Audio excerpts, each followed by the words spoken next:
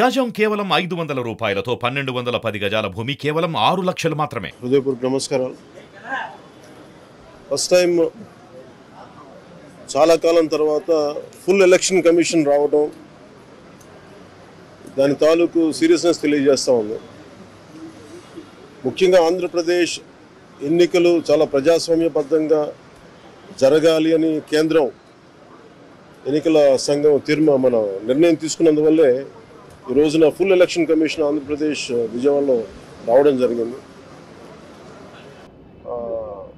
చంద్రబాబు గారు తెలుగుదేశం పార్టీ నుంచి 3 సార్లు ముఖ్యమంత్రిగా పనిచేశారు, ప్రతిపక్ష నాయకులుగా ఉన్నారు.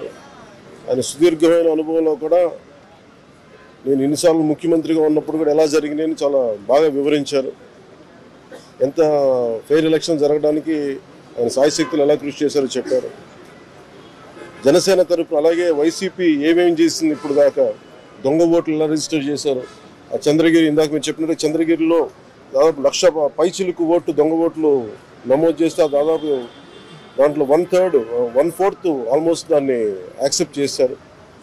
అలా ప్రతి చోట ప్రతి నియోజకవర్గంలో ప్రతి బూత్లో ఏ స్థాయిలో దొంగ ఓట్లు నమోదవుతున్నాయి, ఎలా తీసేయాలి, వీటి మీద చాలా స్పష్టంగా వివరించారు. జనసేన తరపు నుంచి నేను ప్రత్యేకంగా వివరించింది ఎలక్షన్ కమిషన్కి, మా వైసీపీ ప్రభుత్వం వచ్చినప్పటి నుంచి లా అండ్ ఆర్డర్ కంప్లీట్గా దిగజారిపోయింది.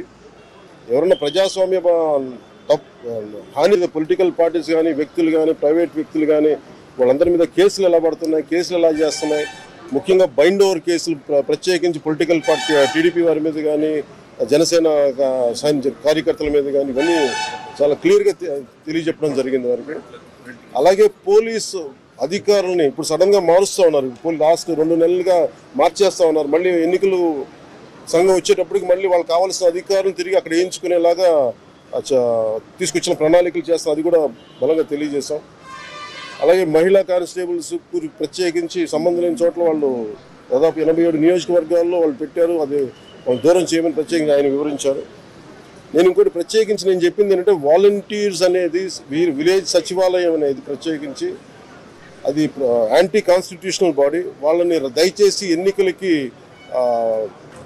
ఎన్నికల సమయంలో వాళ్ళని ఉపయోగించొద్దని చెప్పి ప్రత్యేకించి విన్నవించాం.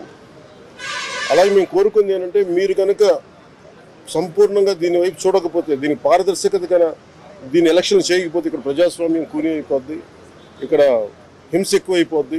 అలాగే గత స్థానిక ఎన్నికల్లో కూడా ఏ స్థాయిలో కనీసం ఒక దళిత యువకుడు లాంటి ఒక కనీసం నామినేషన్ వేసే పరిస్థితుల్లో కూడా లేదు, అందరినీ చేశారని చెప్పి ప్రత్యేకించి అది వివరించాం. ఖచ్చితంగా వాళ్ళు ఒకటే ఎన్నికల ప్రధానాధికారి ఒకటే చెప్పారు, ఆయన CEO, మేము చాలా కట్టుబడి ఉన్నాం, ఫ్రీ అండ్ ఫెయిర్ ఎలక్షన్ జరిగేలా కట్టుబడి ఉన్నాం అని చెప్పి అంత భరోసాగా ఇప్పుడు మాట్లాడుతూ ఖచ్చితంగా ఇది కేంద్రం చాలా సీరియస్గా తీసుకున్న ఆంధ్రప్రదేశ్ ఎలక్షన్స్లోనే తెలియజేస్తూ ఉంది. ఈసారి ఫ్రీ అండ్ ఫెయిర్ ఎలక్షన్స్ ఉంటాయి, ప్రభుత్వాలు మారుతాయి అనే నేను మనస్ఫూర్తిగా నమ్ముతున్నాను. అలాగే ఈ పరిస్థితుల్లో కేంద్ర ఎన్నికల సంఘం ప్రధానాధికారులందరికీ కూడా ప్రత్యేక ధన్యవాదాలు తెలియజేస్తున్నాను.